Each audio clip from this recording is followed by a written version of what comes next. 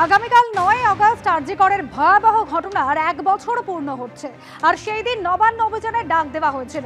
নবান্ন অভিযান সংক্রান্ত মামলায় গতকালই পর্যবেক্ষণ হাইকোর্টের যে প্রতিবাদের অধিকার মৌলিক অধিকার, প্রতিবাদের উপযুক্ত বিকল্প জায়গা আয়োজকদের জানাবে রাজ্য।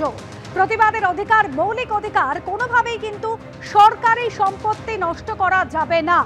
শান্তিপূর্ণ আন্দোলনে সায় দিয়ে বিচারপতি সুজয় পালের ডিভিশন বেঞ্চ এমনই পর্যবেক্ষণ ছিল গতকাল। আগামীকাল ৯ আগস্ট নবান্ন অভিযানের ডাক দেওয়া হয়েছে। আর নবান্ন অভিযানের বিরোধিতায় বিচারপতি সুজয় পালের ডিভিশন বেঞ্চে মামলা দায়ের হয়েছিল। শান্তিপূর্ণ আন্দোলনেই সায় হাইকোর্টের ডিভিশন বেঞ্চের।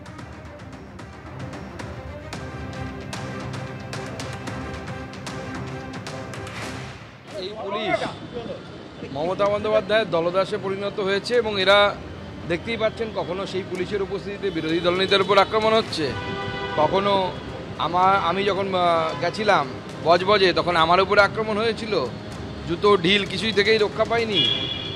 এরকম বারবার হচ্ছে। তো স্বাভাবিকভাবে যে কোনো বিরোধী রাজনৈতিক মত, বিরোধী রাজনৈতিক আন্দোলন তাকে বন্ধ করার জন্য যা যা করা দরকার এই পুলিশ করছে, কারণ মমতা বন্দ্যোপাধ্যায়ের দলদাস এই পুলিশ। হাইকোর্টের ডিভিশন বেঞ্চের পর্যবেক্ষণ, শান্তিপূর্ণ আন্দোলনে সায় দিয়ে প্রতিবাদের অধিকার মৌলিক অধিকার। আর এই নিয়ে রাজ্যের মন্ত্রী শশী পাজা কি বলেছেন শোনাবো। আমরা প্রথম থেকেই বাবার মা প্রতি আমাদের সমবেদনা থেকেছে এবং তাদেরকে কোনোদিন আমরা অন্যভাবে সম্বোধন করিনি। আমরা বুঝি একটি সন্তান হারিয়েছে, মেয়ে হারিয়েছে, তারা দুঃখিত এবং তাদের সঙ্গে প্রতিনিয়ত আমাদের সমবেদনা থাকছে এবং যার জন্য পুলিশের সেই সময় অ্যাকশন এটা হওয়া উচিত নয়, এটাকে কন্ডেম করেছি। যেটাকে আমরা কন্ডেম তার সঙ্গে যুক্ত করতে চাইছি যে ওই রকম কর্মকাণ্ডের সঙ্গে যারা রাজনৈতিকভাবে ফায়দা তুলে রাজনৈতিক আন্দোলন কিংবা ইত্যাদি করার চেষ্টা করেছে সেটা হওয়া উচিত। বাংলা ভাষার উপর সন্ত্রাস চলছে, বাঙালির অস্তিত্বকে নষ্ট করার চক্রান্ত। আমাদের ভাষা বাংলাদেশি ভাষা নয়। মুখ্যমন্ত্রী এর বিরুদ্ধে গর্জে উঠেছেন। আর কি বলছেন ফিরহাদ হাকিম শোনাবো। একবার আমাদের বাংলাকে ভাগ করার যে পরিকল্পনা ব্রিটিশ করেছিল তার বিরুদ্ধে রকি বন্ধনের দিন রবীন্দ্রনাথ ঠাকুর নেমেছিলেন।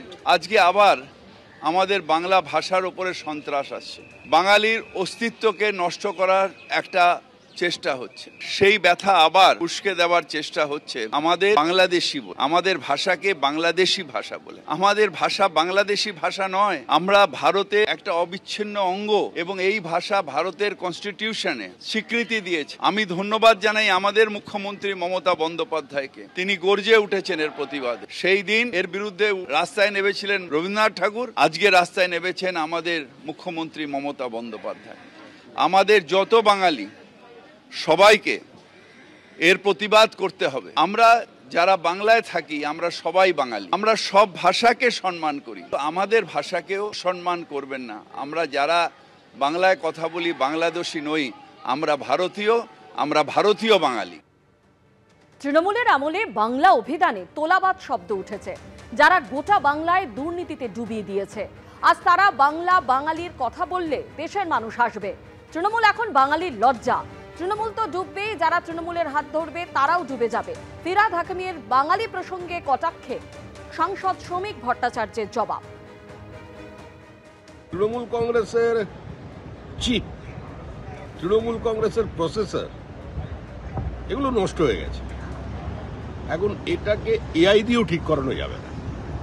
তৃণমূল কংগ্রেসের কারণে বাংলা অভিধানের তোলাবাদ শব্দ উঠেছে, প্রাতিষ্ঠানিক লুট, এগুলো আগে গোটা শোনা যেত না। এটা তৃণমূলের আমদানি করা।